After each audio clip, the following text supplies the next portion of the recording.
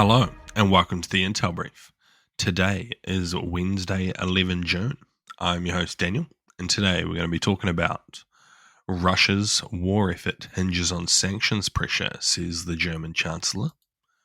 The German police have said AfD membership is incompatible with service, and Malta has jailed 2 men for life over their role in a journalist's murder. So firstly, German Chancellor Friedrich Merz has condemned what he described as Russia's terror against the civilian population of Ukraine, following intense bombardment by Moscow. At a joint press conference in Berlin with the Dutch Prime Minister on Tuesday, Merz said the recent Russian attacks represented the most serious war crimes and emphasized that the Kremlin was deliberately targeting civilians rather than any military infrastructure. He stressed the importance of sanctions in undermining Russia's capability to continue this onslaught. The question of how long Russia will be able to sustain this war depends on the war effort. He was quoted as saying, "The question of how long Russia will be able to sustain the war also depends on how effective the sanctions are." So what? This is a pretty interesting thing for him to say while still buying Russian gas. That's my first kind of thought on this, is if he's so heavy on sanctions, then stop buying Russian gas. That's just straight up giving them money. Ridiculous. And then the next part is Russia's built its economy to evade sanctions at this point. Like, they have other ways of getting money into their economy, other ways of selling things. I think I've said this so many times at this point on this podcast, but one of the most effective things I think that could happen, but it would need to come from the US, is the sanctioning of countries that buy Russian oil. That would highly likely stop India from buying Russian oil, as they would want to avoid sanctions. That possibly could stop China. If both of these people stopped buying Russian oil, the Russian economy would basically fall apart at this point. There would still be other countries that would buy it, covertly through Russia's shadow fleet, but these are the two big purchasers of Russian oil. So if you cut them out, it would be pretty interesting to see how they handled it. Germany's Federal Police Commissioner has voiced disapproval regarding police officers' membership in the far-right AfD party. He called it incompatible with serving in law enforcement. AfD membership and working as a police officer are incompatible, he said in a post in a newspaper. He also said that officers who demonstrate clear commitment to the AfD should be dismissed. For me, commitment means openly supporting the party, running for local or city council, or even for the Bundestag, he said. In early May, Germany's domestic intelligence agency classified the AfD as a confirmed right-wing extremist organization. However, this was then challenged in court. He also pointed out that this decision, saying that there's a concrete evidence that the party threatened Germany's free democratic order. However, the agency has suspended the classification while the AfD pursues legal action. The agency will continue to treat the party as suspected extremists until the review in a Cologne administrative court. So what? It's a pretty dangerous line to go down.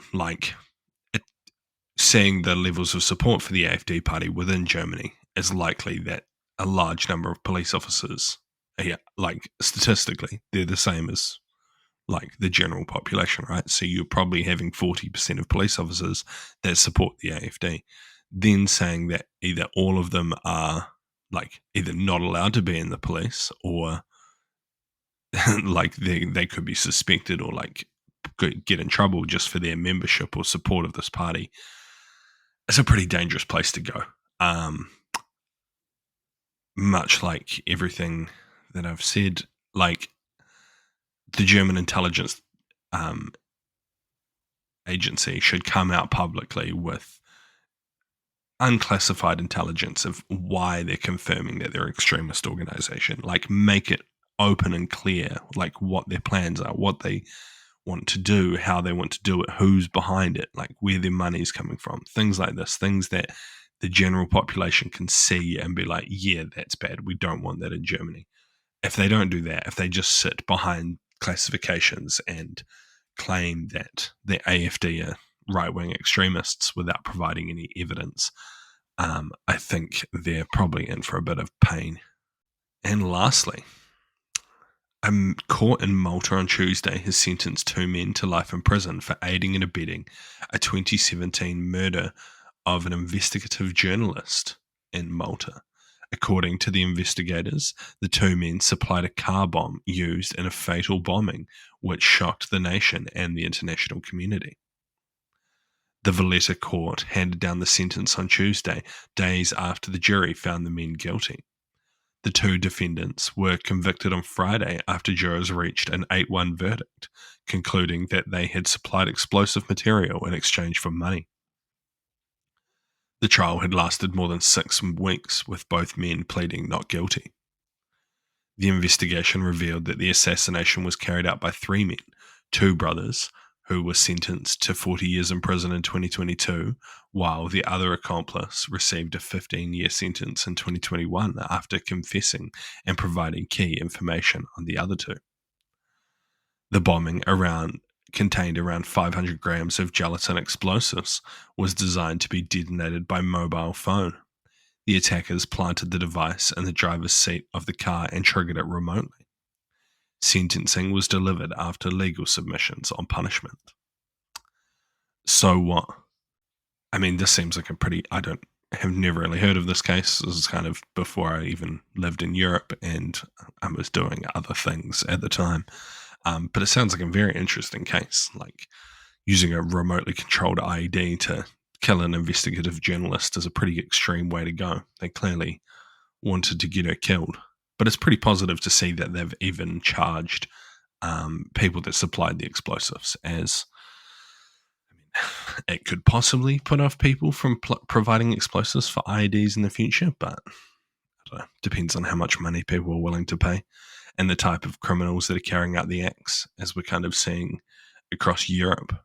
But no, seems like a positive result for the journalist's family and for the country to kind of see some justice come through.